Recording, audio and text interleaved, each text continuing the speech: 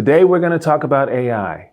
And although it can be fun, exciting, and very efficient, today we need to talk about the dark side of AI. Some people are going to use AI to their advantage and hurt other people. And this is a perfect example of that. Those things are going to happen, and we're going to do what we need to do to try and stop those things out. My big concern is the use of this type of technology and its effect on children. Because there's going to be a lot of people, unscrupulous people, that utilize this to take advantage of kids. And that really scares me. Really scares me. Okay, so what can we as parents and guardians do to safeguard our kids from these online dangers? Utilize parental controls, especially if you have younger kids. Make sure they're not exposed to everything. Regulate what your kids can do online and what they're looking at on their computers and on their phones. That's really important. So we also have to teach kids, right? What is out there, what's going on, what they might be exposed to, so that we can always be there. So we want to teach these kids, hey, this is what's going on. Here's this situation. When you see something like this, stop, pay attention, stay away from certain things. So staying involved in the process, educating our kids, is the best way to safeguard them as much as we possibly can. To combat all of this deepfake AI stuff, there is technology that is coming or on the way to help assist in this battle of good versus evil. Researchers, internet companies are using AI to try and combat this, right? By analyzing videos for details that deepfakes fail to imitate, such as the blinking, the little ticks, things of that nature.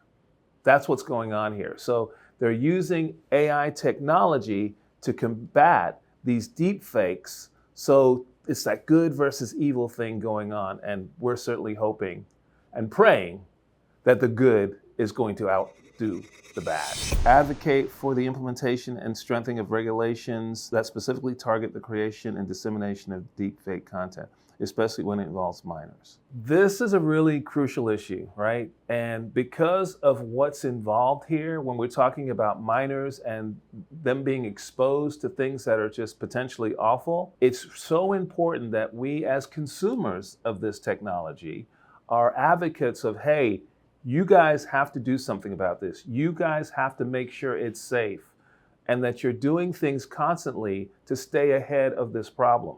Because yes, it's an absolute benefit. I use it every day, all the time. But there are going to be those folks out there that are doing their best to take advantage. So we have to make sure that these companies are staying vigilant, that this is important to us. And they need to make sure that they're cleaning up their process, their programs as much as possible, because we know the bad guys are going to be out there trying to create problems. Stay ahead of it.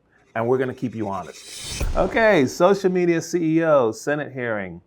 What are they doing to keep minors safe in these platforms? So one of the things that we're starting to see is that the Senate and Congress is getting involved in this process, right? Which is good, and that's what we need.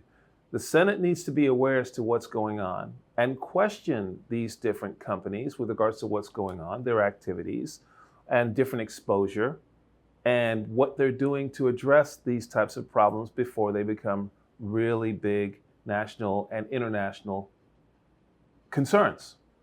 And that's what's going on. And we need to see those types of things happening more so in Congress, as opposed to all the crap that they're not doing up there right now. This is really meaningful. This is important. This is where we can really make inroads to helping and assisting our kids, instead of watching these Republicans and Democrats fight with each other over bullshit.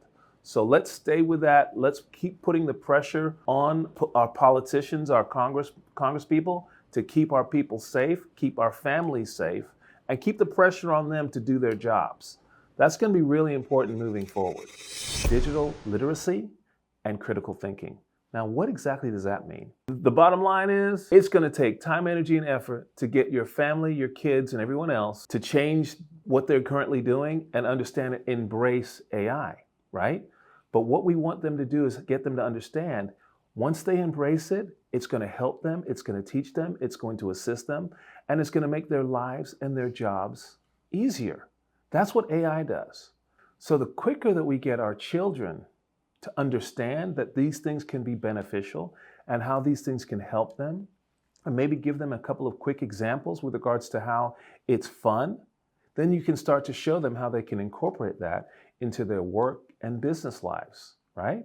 Whether or not it's something as related to homework, or maybe getting ready for college, or maybe getting ready for work interviews. But AI and this type of technology, if you're staying on top of it, can assist you and make you look really good to people that you're trying to impress and make your life a lot more simple. So sometimes it's just as simple as educating our kids with regards to, hey guys, when you see something online that doesn't sound right involving AI, don't expose yourself to it. Stay away from that. Keep away from it. Or report it if it's really that damaging to you emotionally. If you think there's something wrong, let your parents know or report it back to the companies that put out this information. One of the big issues and concerns that I have, and this is a really big concern, is that AI technology is becoming so good is that it's really difficult to extinguish the real from the fake. And can you imagine doing that from a child's point of view?